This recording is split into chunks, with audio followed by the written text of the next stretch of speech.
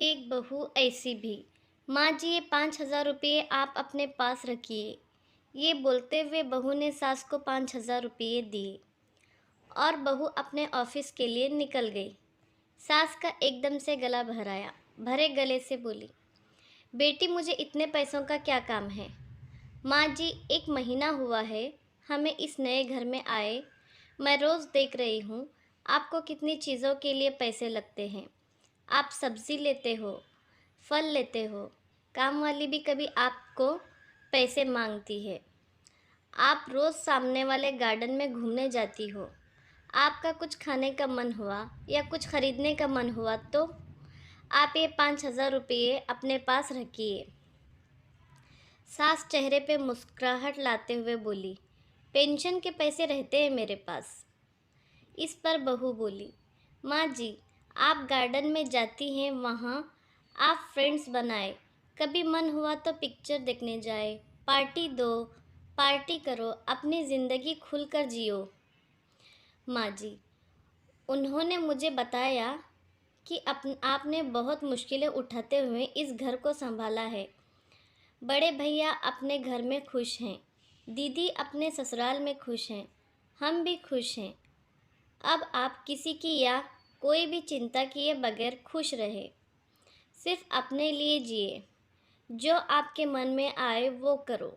मैं जानती हूँ आपने अपनी कितनी मुश्किलें उठाई हैं इस परिवार को संभालने के लिए। इस घर को बनाने में भी आपकी कई इच्छाओं का गला घोटा गया है। बस जो हुआ सो हुआ। अब आप सिर्फ और सिर्फ खुद के लिए जियो। बेटी, इतनी छोटी उम्र में इतनी बड़ी बड़ी बातें कहाँ से सीखी हो तूने। माँ जी, जब मैं 12 साल की थी तब एक दिन मेरी दादी बुआ के यहाँ जा रही थी। मेरी माँ ने दादी को 500 रुपये उनके हाथ में रख दिए और बोली, वहाँ बच्चों को बाहर ले जाना, नानी की तरफ से कुछ खाने पीने पे खर्चा करना, खिलौने लेकर देना। दादी मम्मी के गले में लगकर रोने लग गई और मैंने इतने पैसे आज तक कभी भी दिल खोल कर खर्च किए ही नहीं, ऐसा बोलने लगी। और तब से मम्मी और दादी का व्यवहार आपस में अच्छी सहेलियों जैसा था। माँ जी, मुझे ये भी पता लगा है कि इस परिवार को संभालने के लिए आपको अपनी जॉब भी छोड़नी पड़ी। कितना बुरा लगा होगा आपको और कितनी इच्छाओं का दम घोटना पड़ा होगा। इसके बाद हर छोटी बड़ी बात के लिए आपको पति के सामने हाथ फैलाना पड़ा होगा। तब पति भी उपकार किए जैसे पैसे दिए करते थे। माँ जी, आज से आपकी पेंशन को खर्च ना करें। पेंशन के पैसे अपने पास ही रहने दीजिएगा। अगर मुझे कभी आवश्यकता लगी तो मैं आपसे ही मांगूंगी।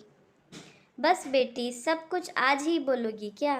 तुझे ऑफिस में देर हो रही है, जल्दी जा। मुझे बोलने दो माँ, ये भी मैं अपनी खुशी के लिए ही कर रही हूँ। मेरी माँ हमेशा कहती है कि घर में काम करने वाली महिला को कोई समझता ही नहीं है, लेकिन तुम अपने सास की मेहनत को ध्यान में रखना। प्यार बोओगी तो प्यार ही उगेगा। सास ने डबडबाई आंखों से बहू को गले लगाया और आंखों से ओझल ना हो तब तक दरवाजे में खड़ी रही। बहू के आने पर मैं इस घर की 4 दीवारी में बंद के रह जाऊंगी, ऐसे सोचा था। पर बेटी, तूने दरवाज़ा खोलकर मुझे बाहर का आसमान दिखा दिया। सुंदर विचार। किसी की बेटी हमारे घर की बहू है और हमारी बेटी किसी के घर की बहू है। हमारी बेटी के पास वही लौट कर जाने वाला है जो व्यवहार हम अपनी बहू के साथ करेंगे। अगर आपको ये स्टोरी अच्छी लगी होगी तो प्लीज़ लाइक, शेयर और सब्सक्राइब ज़रूर करना।